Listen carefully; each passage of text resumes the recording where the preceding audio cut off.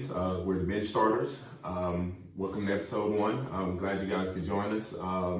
So our first episode, we decided we wanted to make a top 10 player of all time list for us. Now, bearing in mind, we're not talking about top 10 greatest of all time. We're talking about our personal top 10, players that, we enjoyed watching growing up, or maybe we wanted to shape our game after, things of that sort. So we decided to go ahead and run a list right quick and go 1 through 10. So we're gonna go ahead and start with our, 10. So you first, man. You go first. Tell me about your. This was the first ever NBA Finals I ever watched fully. It was the Pistons versus the Lakers with Kobe and Shaq. 04, huh? Yep. So my number 10 player is Chauncey Billups, man. I felt like he was just the epitome of a winner. He wasn't the fastest. He wasn't the biggest. He made big shots. He was a leader. Really great point guard. Doing more research on him when I got older, and just his career didn't start how anybody's career. He started with the Celtics, and he didn't get any take at all. He kind of started off slow, and then one thing I always tell people, man, he's a winner. The only time Carmelo Anthony went to the Western Conference Finals is when he got there. Chauncey Billups, man. Chauncey Billups is my number 10. Number 10. Okay, so for me, I'm gonna go Vince Carter. Vinsanity. That's probably gonna be. He's probably gonna be at the right up. He made the cut. There was a couple other guys I was thinking of, but he comes to mind just because he was just so explosive as far as he wasn't MJ as far as his being able to glide and be able to slither, things like that. But he was just so explosive, so high off the ground. He dunked just about every center in the league in the 2000s. He had his crack at everybody. And you didn't really it wasn't really Sports Center really without, Vince Carter dunk. You know what I'm saying? So he was one of my favorites, of course, in the 2000s. And, even now, he's still in the league. He's still playing. He's going 21 years strong. Yeah. So, respect to him to be able to not only start his career out one way, then now he's kind of ending it. He's kind of figuring out a way to still be in the league. So, I think that's really dope. So, he's my 10th favorite. So what's your favorite Vince Carter dunk? Oh, man. I'm going to be honest with you.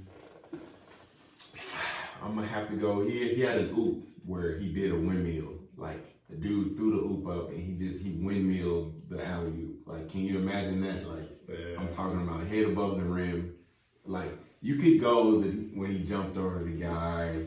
You can go, he had the oop from half court where he caught it back here and slammed it. You can go a whole different bunch of directions, but my favorite is that one. That's one that sticks out. My favorite has to be the one he dunked on Alonzo Mourning. When he was the Nets? Yep. Oh, man. Yeah, he killed dude. Killed dude on that one. He's one of the greatest centers at that time. Exactly. So. Oh, my goodness. Yeah, I remember that one. That's crazy. All right, so who's your number 9, man? Man, this is probably one of the people I always wanted to be so smooth like him. Probably why my knees are so messed up now, man. Brandon Roy, man. Brandon Roy. Hey, that's a dope one, man. That's a dope one. Foul killer, bro. He wasn't really a talker. He just went out there and played. He didn't really have. If you really think about it, it was Kobe. Then with Brandon Roy, dog. At that time, yeah. Oh yeah, that kind of late 2000s, early 10s, it was Brandon Roy, and Kobe even said it. He was like, man, he's one of the most difficult people I ever had to guard. Ron Artest said he was the hardest person, and Ron Artest wasn't no punk. No, so he probably wasn't capping either. He probably because he could shoot 3. He could do everything. No, he had the whole package, bro. He talking about what if, man. Telling you. So then, what's your number 9, dog? So my number 9 is I'm gonna go Kobe here. Kobe was, what can you really say about Kobe? That hasn't already been said. He's one of the greatest of all time.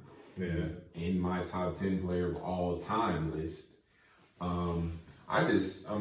Really, as far as what drew me to Kobe is so many ways he could score the ball. he's that versatile to where there isn't a spot on the floor that he can't get to and he can't score from. So skilled, bro. I'm talking about pull up on left, pull up on right. I'm talking about great footwork in the post. I'm talking about he will dunk you, like he'll go around you and dunk you. So a lot of people like Kobe for a lot of different reasons. Mine was his ability to score in every single play is what drew me to him. Kobe's my number 9. This one's gonna be kind of way off, but Tyreke Evans, man. Tyreke, he went to Memphis, man. He was a big guard. Like I always tell people, man. I just knew he was gonna be one of the greats, bro, ever. Mm-hmm. He was just so strong. He had the rock on a string, dog. Like it was just everything about his game. I think everybody kind of felt that way too after that first season he had. 25-5, bro. For the ages, I mean, he came in the league.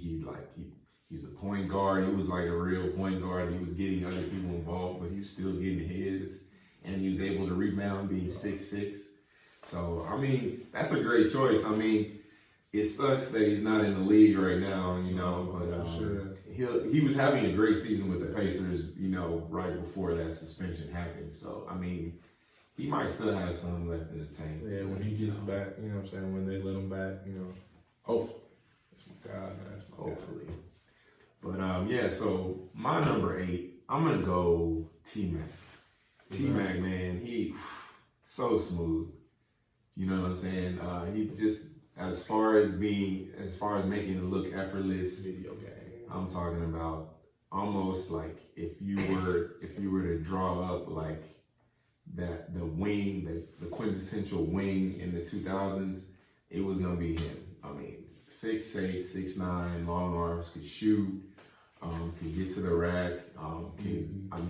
The most important part was he could shoot over anybody that was guarding him. He had a high release, he was on his way. I mean, obviously, like Brandon Roy, he ran into injuries.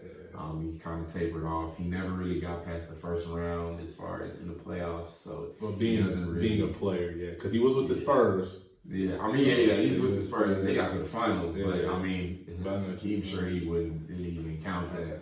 But I think he had 2 scoring titles in the 2000s. So it's like he was at one point he was my favorite of all time, and then like I said, it kind of fell off, which isn't really his fault. So what's his number 5 now? No, this is number 6. 7. 7. Ooh, 7. Yeah. You know what? Ray Allen. Ray. Jesus. Okay. Jesus Ellsworth. That's a great choice. It's funny because the younger generation, kids are probably like in high school or middle school now, they remember him just being a spot up shooter. Mm-hmm. But now I remember him with the Bucks, with the Celtics. I mean, with the Supersonics. You know what I'm saying? Like he was there. He was the guy there. He was the guy. And that's one thing I always tell kids, like, cut the trim off your game, man. Mm-hmm. Cut the fat, like everything, catch and shoot, pump fake, getting by somebody. It wasn't a lot of dancing, but also you worked on his craft so much you could shooting the ball was just effortless. But it's how much time you put into shooting the ball. And that's another thing that like you're right, like he brought that military mindset to basketball. I mean, preparation, he prepared 3-4 hours before the game. He was the first one, in the gym shooting before a game. He was rehabbing what he needed to rehab. He was working out before games. I mean, he put in his solid 8 to 10 hours as far as preparing for a 2.5 hour game. You know what I'm saying? Mm-hmm. And so he did, like I said, he brought that military mindset. So he's a really good one as far as somebody to study, as far as being like, you want somebody to look like what you want to look like what you want your workout regimen to look like. That's what Ray Allen had. So that's a really good choice. I like that choice, actually. Really good one. So my next one is the greatest ball handler of all time, Kyrie. Kyrie is my favorite. And these are, like I said earlier, these are guys that if I'm looking to go on YouTube and I want to look up highlights, just to look up a new move, I want to see some guys eat some buckets. Kyrie is like uberly skilled, man. Even more than that. I think like he could, if he was maybe a little bit taller. And I know people say that about like AI and stuff, but Kyrie to me is like there's nothing on the court he really hasn't shown that he can't score. Kobe like almost, and him and Kobe are very similar. I don't know if people catch that, but they're very similar in the way they score the ball. So if you're watching Kyrie, it's just like, man, point guard version. He's just the little guy version of it. I mean, he's gonna get you in the post. He can shoot over you. Of course, he has pull-up threes. Of course, he has the ball handling that just, I mean, nobody is really, as far as I'm concerned, nobody's touching him as far as handling the ball. So it's just like, Kyrie is that guy that I go to watch and I'm like, man, this is wizardry, like literally. So he's my number 7. So man, my next guy, my number 6, John Wall. John Wall, man. Okay, man. Okay. You know, the reason why I always tell people I'm a Kentucky Wildcat fan now. John Wall, man. I remember sophomore year of high school. I used to always get in trouble with my science teacher. Yeah, hoop mixtape or all the other little mixtape stuff. Science. I'm just looking at John Wall. I'm telling you, the reason why I started trying to dunk with my left hand, John Wall. I changed my number in high school. I was wearing number 5 because my next player I'm about to say next. Yeah. Like changed to a number 11. Yeah. I just love John Wall, bro. It was like he just brought that just different energy, and you know, I always just say like, NBA is a different type of beast, but I feel like him going in, everybody talks about the hype Zion Williamson had. I don't think there was another person hyped as much. It was like LeBron. Then after that, it was John Wall. No, it was. Yeah. You're correct in that because, like we said, he had all those mixtapes. Obviously, the Hoop mixtape one is the one that everybody saw. Was like, wow, who is this kid? And like, it was pretty amazing. Like, I'm as far as like watching him in high school, and then even when he got to Kentucky, he absolutely destroyed the competition. Like, it wasn't even like close. It was and like, even in the league, like he's still like an all-star. Yeah, all-star. Like he makes top 5 to 7 point guard in the league. Exactly. It just sucks that everybody can't win, everybody can't be the best, and it's like he never really developed that consistent jump shot. Now I think he can shoot, but it's just like he can't shoot to where it's like, okay, we have to get out here, and so once he has that dazzling speed to get around you, so. I like John Wall is also one of my favorites. He's not somebody I'm gonna go get, but he's one of my favorites to like. If I'm watching an NBA game, I'm like, okay, John Wall, we got Wizards playing, of course. So yeah, man, that's a great choice as well. My number 6 is Russ, man. I'm talking about my guy Russell Westbrook, man. I'm talking about an absolute beast. He actually epitomizes what I think people should on the basketball court as far as effort goes. That's how you play like if you that's how you play like I don't think I play as hard as Westbrook does, man. He's a different kind of guy when it comes to like exuding energy. I'm talking about he goes full throttle every play that he can. He does so many things well. A lot of people obviously, and understandably, they shoot him down because of his choices as far as shooting the ball. And you can live with that, I think, especially this upcoming year he has, James Harden. Yeah. So I think it's gonna, people are gonna see him in a different light now that he has another superstar on his team. But I love Russ's raw energy. I think even Russ did better last year when he only had to, have one mouth to feed, Paul George. I think it did get kind of difficult when you had Melo and Paul George, and trying to, and for sure one thing I always say, a person who's playing a game, like stat padding and stat stuff, and he's playing hard. That's all that matters. I'm gonna let you know, like I always tell people, my whole time ever playing basketball, I had a triple-double one time, and that was in 8th grade. I never had one. But I was just have more athletic than some kids, so I just got 10 blocks. 10 rebounds, 10 points. Yeah. But doing it and that's 8th grade. I'm not a professional athlete. So he's doing it at the highest level. He's doing it with the 1% of basketball players. The one less than 1% almost. It's crazy. So and then he did it 3 years straight, dog. So it's just like, you know, I really like that pick, man. Like his energy is probably the number one. No, out of all these guys on our list, it's number one. His energy is just something crazy. No, it is. It is definitely is. So my next player is KG, man. KG, of course. I knew he was gonna run into his list at some point. KG. I'm gonna let you know my first video game I played that was an actual basketball video game. NBA Live 04. Yeah, he was on the cover. No, that was Vince Carter. Hold on, wait. Which one was he on the cover of? He was on the cover of 03 no, or 2K9. But no, he was before that. I thought it was the Timberwolves. I thought he was on the cover. He didn't make a cover before that. Okay, I could have sworn it was one where he was with the Timberwolves. He made a cover. I don't think so. But NBA Live 04 had Vince Carter on it. Of course. The Raptors. I remember. I made my character just to give him the ball. KG was just, I mean, he was the unicorn, man. Like if all people talking about unicorns and all that stuff, without the first, he really was the first. Like, yeah. I mean,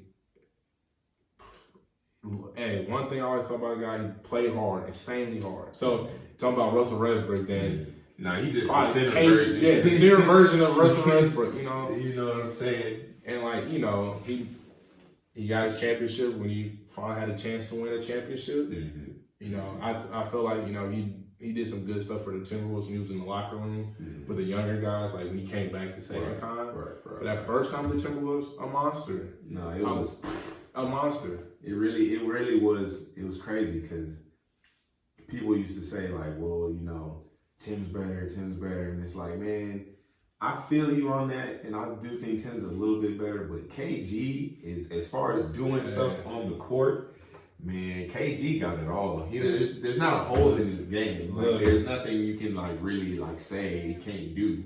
I'm saying this on camera now. I know we don't do what is and all that stuff. You put KG on that same team Tim Duncan had, look. No arguments for me. No arguments, dog. I really, you know, we don't do it with it. But no arguments for me. If that was the case, then different beast. You know what I'm saying? 5'6". You know what I'm saying? So I like that one. So now we entering our top 5 here. Now we can, I feel like we can give a little bit more in-depth analysis on, you know, why we chose these players. So wait. Was that your number 5? Yeah, that's my 5. That was your 5. Okay.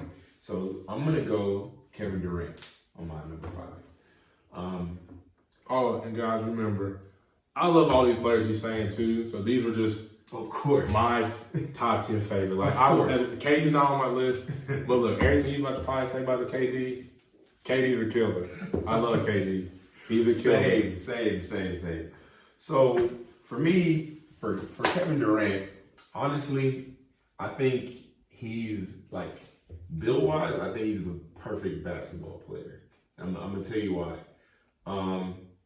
He's now officially listed at 6'10", so we been knew he was close to 7 foot. He wasn't that, you know, closer to 7 foot than he is to 6'9". And you put the tennis shoes on. You know what I'm saying? You put the tennis shoes on, then he's like 7. You know what I'm saying? So he's been a footer. Yeah.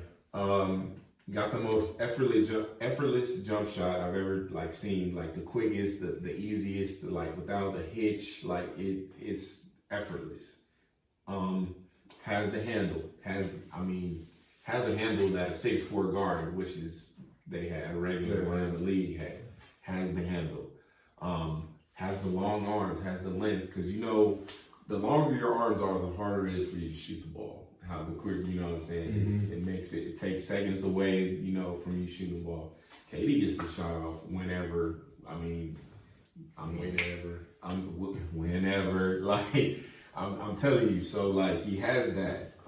He's quick on his feet, quick and light on his feet. He has that on the defensive end going. He blocks shots. He gets steals.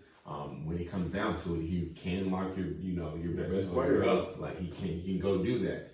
And of course, on the other end of the floor, every single spot on the floor that you give him the ball at triple threat position, he will kill. He has a rip through. He has a up over you. He has a cross step back. Like literally, I think he's the perfect basketball player. Now, I mean, intangibles matter. And so and we're going to get into that more as we get into my list. Really? You know what I'm saying? But intangibles matter, but as far as being like just built and having the look in the game, I think Kevin Durant is the perfect basketball player. So, okay. Well, my number 4 is Chris Paul. CP3. Oh, tell me all about it, man. Tell me all about it. This is my favorite point guard. I mean, favorite point guard since I've been watching basketball growing up. Mm-hmm. I mean, yeah, Chauncey Billups was like my first person. I was like, man, he's really like a winner. Mm-hmm. But Chris Paul, just, you know, I don't ever, and, you know, once again, I'm not a professional basketball player. I'm not one of the 1% or even close to that 1%. But people always say Chris Paul's never won or anything. But Chris Paul's got people paid. That's an interesting take. Chris Paul got people paid. Chris Paul got people on All-Star teams that they probably should be on the All-Star team. But I shouldn't say that because it's still basketball's still a team game. But you know, you don't get those wins to be an All-Star or to get paid without Chris Paul being the floor general. Being the floor general. And I'm saying with those Clippers team, I feel like they were just missing another guy who can score in half court. That's all. You know, I feel like, you know, Blake Griffin, stud, became a way better basketball player this past 2 years. I wasn't really big on Blake Griffin, but, you know, DeAndre Jordan became a better player. Right. But at the same time, like, you know, Chris Paul is like a little mini Kobe Bryant, though. He's probably like a little mini drill sergeant, probably hard to work with, but at the same time, like, he goes hard every single day. Like, just like, you know, one of those YouTube videos you're talking to some of the high schoolers at his camp or whatever, you're saying, like, you know, the reason why I wake up every day, because one of y'all coming from my job. You know, so. That's big. That's big. That's really big. And, you know, like, I mean, Chris Paul, like, I think one of the times when they had beat, it was the Spurs, when he was still with the Clippers. When they had beat the Spurs, I was like, man, that was, and hit the game winner or whatever. And I was like, man, that's big time. Yeah, like, you know what I'm saying? And I didn't even think he was going to make it. I'm going to be honest with you. I didn't think he was built like that. But Chris Paul stuff. He went and got it. He went and got that game winner. I didn't think he was going to make it. And if he still has a game that, like, you know, if he wanted to score 20 and 10, he probably could have did it. But I think that, yeah, sometimes he might hold the ball for an assist or two. But I think generally he plays the game pure, and he's a dog. Like he is. He's a dog. He's talking about these new heights and stuff like that. He's probably nothing but 5'10", but he's a dog. No, he gets after it. He really does get after it. It doesn't matter how like big you are or tall. He really will get after you on the defensive end. I think that's what separates him from kind of the other point guards. Is like on that other end of the floor, like he's always in the right place, always getting his hands on passes, always in the passing lane. So Chris Paul to me is like the quintessential point guard. And when people were trying to debate when that time was the top 3 point guards, Chris Paul, Rondo, Darren Williams. I think Chris Paul, from the test of time thing, I think he took the crown easily. I get it. Darren Williams to me was better at one point, but it doesn't really matter right now because he ain't in the league no more. Yeah, Jerry Sloan too. Understood. So Jerry Sloan. So next guy on my list he's near and dear to my heart personally because of where I'm from. Oh man. He went and go ahead and got us our first and only championship to this point. But the thing I like about Dirk is I feel like a good word for him is perseverance, because I've been following him since he got to Dallas in '98, and people were frustrated with the pick. They're like, why did we get him? Like, why didn't we, anybody else, whatever. He was traded for at the very beginning for Tractor Trailer. He drafted Tractor Trailer, traded him for Dirk. It was a rough start for him. It was even at some point he was going to leave. He was going to just leave the NBA, just go back to Germany. He stuck with it. His second year, I think he averaged something like 17.5 points a game or something like that. He made a big jump from the year before. And then from there, he just kind of kept climbing. And it's Obviously, you know, the things that he could do, the things that he can do earlier in his career, you know, he was more like a 3. And when we talk about the unicorns, he's in the conversation because he wasn't the Dirk that you see these last 3-4 years where it's all, you know, back downs and fadeaway jumpers. Like, he started off like trying to run the court, run and gun up and down with Steve Nash and Michael Finley. Like those were the times where I was coming up and I was watching basketball. I was like, man, this dude is really, really good. Like, did average 17 points. I didn't know his jump was like that, man. No, he took a big jump that second year. He took a big one. I got adjusted to the league and the strength of the game is because even back then, like, you know, I think the NBA now is more of a younger league. But then, like, you know, in the early, like late 90s, early 2000s, you still had vets that are 39 years old, like older people, grown men. So what was he? 19? You got drafted? Yeah, I know. He was a young kid. And so, but yeah, man, Dirk, like I said, perseverance, and even through the years, he adjusted his game to where he would get the most out of it. Mm-hmm. And so that 2011 run, I mean, you saw it, like it was just all jumpers. I'm talking about all jumpers in any different direction that you can get them from in that high post, that mid post area. And I think as far as finals runs, playoff runs go, I'm not gonna say finals run, but playoff runs go, I think he's in the top 5 because you gotta think he beat Portland that year, he beat Lakers that year. We're talking Kobe. He beat OKC next, and then he ended it with beating the Big 3 of Miami. I think as far as runs go, he's in there, like he's in it, and he won Finals MVP. I mean, he had a couple 40-point games. I mean, the squad around him was amazing. He won the MVP too. He won, yeah, exactly. He won an MVP too a couple years before that. So I think as far as careers go, like I think Wichita beat them that year. No, yeah, they did. Yeah, that was ugly. Yeah, that was ugly, man. The Warriors. They did. They took him down. They did. And like I said, but adjusting his game. So he knew that he couldn't play the way he was trying to play that series. He, going forward, like, I'm not going to be able to drive around these young guys. I'm not going to be able to, like, cross over, run and gut. Like, I have to adjust my game. I have to be able to pass out of double teams because they're going to throw them at me. I have to adjust my game. So when I say perseverance, I think that's what Dirk did, and that's what made him, like, pushed him from being, like, oh, he's great for the 2000s to he's an all-time great. All-time, for sure. So Dirk is one of, like I said, near and dear to my heart. So. Yeah, you know what? I've never been a big Dallas fan, but Dirk, man, he killed it. For my number 3 pick, though, that's a great plan. I like that one. Mm-hmm. Number 3 is the Bean, man. Like, I mean, you most definitely had a little bit lower. This is the only poster I ever had as a child. I had a poster of Froby doing a reverse dunk, a reverse pump. Man, it's so much you can say, bro. Like, I always tell people, like, the confidence, but confidence only comes with time prepared. It's preparation, bro. So everything Kobe did, like, even when he was going down, he was, beating up and stuff like that. The shots that he was missing and all that stuff, his body beating up, but he's still getting shots up, still doing everything that, like, he needed to do. So the Bean, bro, there's so much I can say about the Bean. Like, favorite killer. Yeah.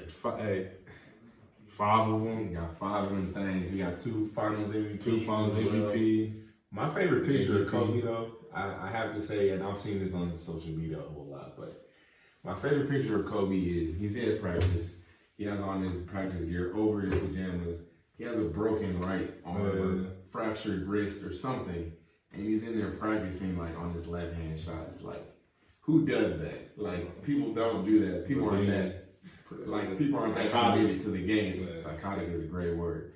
People aren't that committed, and that's what he had over a lot of people, is the actual commitment. Like, hey, I want this. Like, I want this really badly. I want this, so I'm gonna go at the best. I want this, so I want to go guard Michael Jordan. I want this, so I'm gonna go and do whatever it takes, put it on the line to win this game. Like, Also another one of my favorite Kobe moments is his game 7. His game 7 where he shot 6 for 24. I mean, people will tell you he played a horrible game, but he had like 17 rebounds. Yes, like some crazy amount of rebounds. Yeah. I'm talking about he locked up, like he was doing whatever he had to do to win that game against the Celtics. It might not have been scoring, but how many people can say they did that? They committed to that. Committed to that and didn't mentally break down. Exactly. That would have been the second time that they lost to him. Yeah. No, it was. He said no. Yeah, he just said no. Like it's not gonna happen. So it's so much you can say about the Bean. But I mean it's the Bean, so it's really not too much I have to say about it. He speaks for himself, honestly. So yeah, man. So next on my list, I got number 3. I got D Wade, man. Now this is a weird one for me, and I was thinking about it earlier today. Did you just say Dirk first? Yeah, I said Dirk first. Before this, and now you D Wade. Yeah, it's a weird one because I mean, obviously the 06 finals, Dallas made it. They were up 2-0. Yeah. I'm thinking this is going to be our first championship. I'm so excited. I'm in 8th grade, and then D Wade just comes and takes it from me. And I hated him for about 3 or 4 years after that. I'm like, man, this dude here, man, he got all the calls. He didn't deserve to win that. Blase. But then, if you watch D Wade's game, it's poetry, man. It's jazz. It's like you just, it's so smooth. It's so, I mean, it's got its explosiveness. It's got its, edginess. But then at the same time, it's like I said, smooth. It's like at his own pace. He slithers in between defenders. He hits fadeaway jumpers like it's nothing. I mean, like I said, his game is just like something that I even like I took a couple things from his game. Oh, for sure. Like, okay, well, I need to learn how to get my pump fake on because I need to get some extra free. You know what I'm saying? I need to get some extra points. You know what I'm saying? Keep going. You know what I'm saying? Get some cheap ones. You know what I'm saying? He always had that veteran presence about his game, even as like a rookie. And he won his championship in his 3rd year. Like, can you imagine that? Like winning the Finals MVP, averaging almost 40 in your 3rd year. Like, so then when you were watching that, I mean, how much Jordan did you get to actually watch? How much of what? Like Michael Jordan. I mean, I watched, as far as Jordan, I didn't get to watch until it was at the end. Okay. You know so basically, when you saw that, you was probably like, this man's a bad dude, bro. Like, he's... Who you talking about, D Wade? Yeah, like that must, I mean, because like I said, like Chauncey Billups, like the 04 was like my first one. Yeah. But then, who won it after that? 04? 05, I think, was the... Was it the Spurs? It could have been the Spurs. I think it was the Spurs. And then 06 was the Heat. That's the first time I was like, man, this dude is unstoppable. He's unstoppable. Literally, he got the ball every single time. Those last 4 games, got the ball, and literally every single time he touched the ball, something great happened for Miami.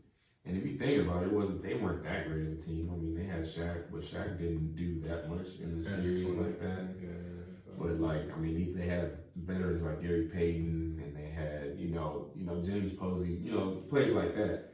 But I mean, he completely took over. Like, I'm talking about completely. There was nothing that they could do even on the defensive end with him because whoever he was guarding was locked up, and he was playing center field at the same time. So I've never seen a finals completely being taken over by one person. So we just talked about never seeing finals taken over one person. I've never seen a whole career 16-year run of being taken. LeBron James, man. Man. Remember, this is like, if it was like my all-time list of players, he'd probably be my number 1 or my number 2. But for like one of my favorite players, he's number 2. But man, well, I mean, like, and then we'll keep this. We'll just streamline this. He is also my number 2 player. Okay. So it's just like, where do we start as far as like analyzing the career of LeBron James? Well, for one, the one thing I was always say, like, which isn't over, by the way. Yeah, no. All of the stuff. I think he's getting one more. So one more in his career. Man, I can see it happening too. So but you know, for me, it's like come out of high school, 18 years old. He was just, you know, but the fact that he lived up to the hype, you know, this, and you know, this is the first time. Of course, he had social media, but he had newspapers and ESPN articles, and you know, like, and he lived up to it, you know, and I think that's the hardest thing. Like, you know, I can talk about big shots. I remember who exactly I was talking on the phone with my friend Ben. I want to say 7th or 8th grade when he hit that buzzer beater on Orlando. Even though we ended up losing, but he ended up losing, not me. But you know, but then I felt like I was in the moment. You know what I'm saying? He gave you that. He gave you that. Yeah. It was just like around the time we first won in for the Heat, you know, and then I mean even like the first time we won in Cleveland, it's like. Like he lived up to expectations, like and exceeded them. Like being honest, like you know what I'm saying. You know, it's you know people always talk about the GOAT debate, and you know for me it's not a for sure fire for anybody, but he has. You can debate anything that you want to say for LeBron James. I mean the numbers. I mean as far as people don't like to too much talk about numbers when it comes to things like this, but he has the numbers that say GOAT. I mean, for sure. We're talking about just purely stats, just all stats, points, rebounds, assists, block steals, per rating, plus minus. Like he has all of those, like wins above, like he has all of those numbers. The only number that people aren't going to give him, obviously, is the championships and you know, and finals MVPs and things of that. His finals record is what holds him back, but. Honestly, it's just like, to me, and I saw a good point somebody brought up the other day, it's like, so they're like, oh, he's 3-6. And I'm like, well, if would have been better. If he didn't go to the finals? If he lost in like the first or second round those other 6 times, like would that be better? Then he'd be 3-0. Would he be a winner? No. Like, come on, you can't think of it like that, man. He consistently made the finals, and I mean, in the Eastern Conference, which people can say, you know, is weaker, whatever you want to call it. They're still professional basketball players. He still made it in the day. And it's not like, and I think the one blemish that we can say on his career is the 11 finals that we, you know, discussed earlier with, you know, Dirk. Oh, yeah. We can say that he didn't perform up to par there, which, I mean, I would. Which he didn't. He didn't go and get what he was supposed to get. I like to say that. But that Mavs team was great. They were. And they had a game plan. They had a game plan. They had defenders that they could throw at LeBron. They did play a 2-3 zone, which they're famous for. And so, I mean, I like to say that first year, they were still figuring out the dynamic of who was going to be the best player. And next year, that's when D-Wade said, hey, man, like, you're the best player. Take control.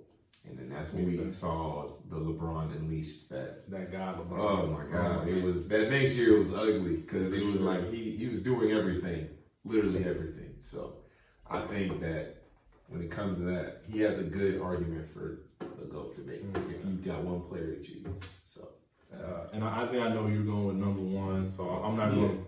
So I'm not going to. You know, I'm gonna say my number one first because you know we're gonna end your number one because we know who it's gonna be. For sure. So, but my favorite player growing up, this is no cap or anything, Gilbert Arenas. So when you see, with Hibachi, baby, Agent Zero. When you see your favorite point guards now, bombing 35 feet away, my favorite point guard, my favorite player, Ben did that. Was Ben doing it? Ben did it, man. He was the first. I mean, he was 6'4", 210. Too fast, too strong. Twos couldn't guard him. Ones was just too little. I mean, one thing, you know, like I say, like, you know, the injuries and the other stuff that happened with him. But, I mean, for sure, like, at that moment in time of a player, there's Kobe, him, T-Mac, you know, like, he was up there. Like, he was up there. He was in the top 5 at some point because he was averaging 30. You know how hard it is to average 30? Like 30. We talking a solid 30. Yeah. So he was that guy, man. He was that guy. He gave Kobe 60 one time. 60. I remember that game. I remember that. I'm like, he's different. He's different. That's, no, and that's not like because he has his podcast now or anything. This is really just like, now if you do want to, you know, hopefully you see this, but hey, the Gilbert Arenas was really like, you know, just everything. Like, you know, I think if, you know, had healthier knees and, you know, like a better atmosphere, you know, to cultivate winning, because that Wizards locker room wasn't the best. I mean, it wasn't.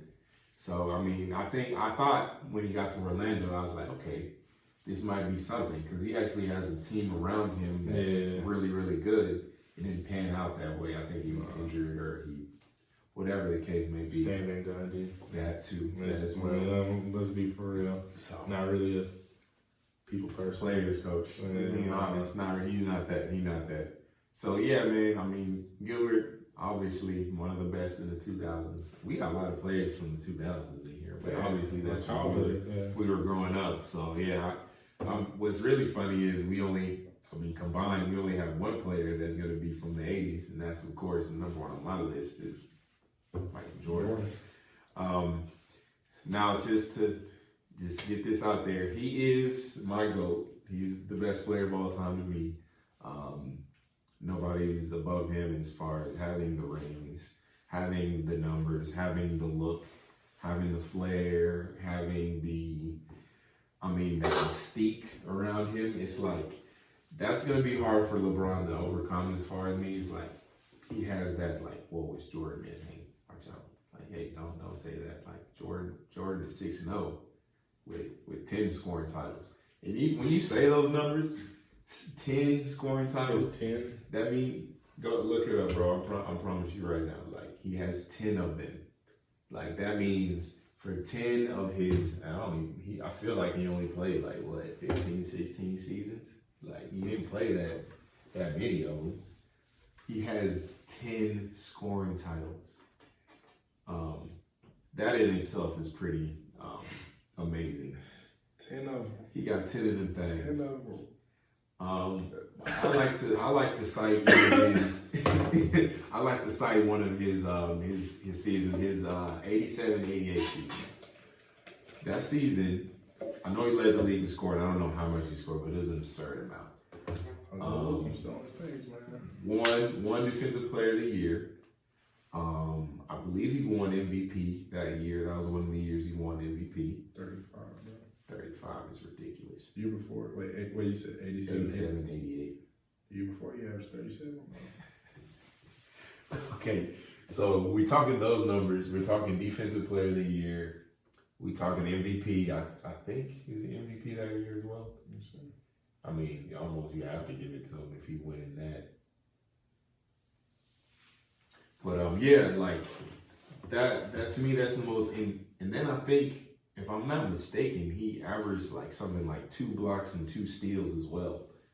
So it's like, we talking those numbers, to me that's the most insane season anybody's ever had. Now, of course, you got to throw Wilt out the window when it comes to that. We're talking about the most insane season you can ever think of, and it's not in the modern like era. It's in 87, 88, where it's like this dude was going to this dude's trying to take his head off. Like we talking about the Pistons, we talking about New York Knicks, we talking about like rugged teams, and this guy is regularly putting up 40, 45 points and locking people up. So, I mean, as far as watching him, and I never got a chance to really watch the real Michael Jordan live on TV. It was too young. Which, another thing, all of you out there who are saying, I watched Jordan, he was this, he was that. If you my age, I don't want to hear it. You did not watch him. You were not there. You were a little child. So, back to what I said about him being a GOAT. Like, as far as like basketball players go, he's the number one for me. And I don't think it's too much of an argument at this point, because LeBron is still going. He still has a chance to maybe get a couple more accomplishments and maybe get a little closer. But to me, MJ he's that guy. I mean, so that's my spiel on Michael Jordan. And that wraps up episode 1 of the bench starters, man. Oh yeah, man. Thanks for joining us, you guys. Glad you can make it. We have some good subjects upcoming for episodes number 2, so stay tuned. All right, guys. Like the video. It should be on SoundCloud, so heart it, like it. Do whatever you gotta do. Do that on social media. 5-star it, everything. We need all of that. We'll appreciate it. All right, man. We're out.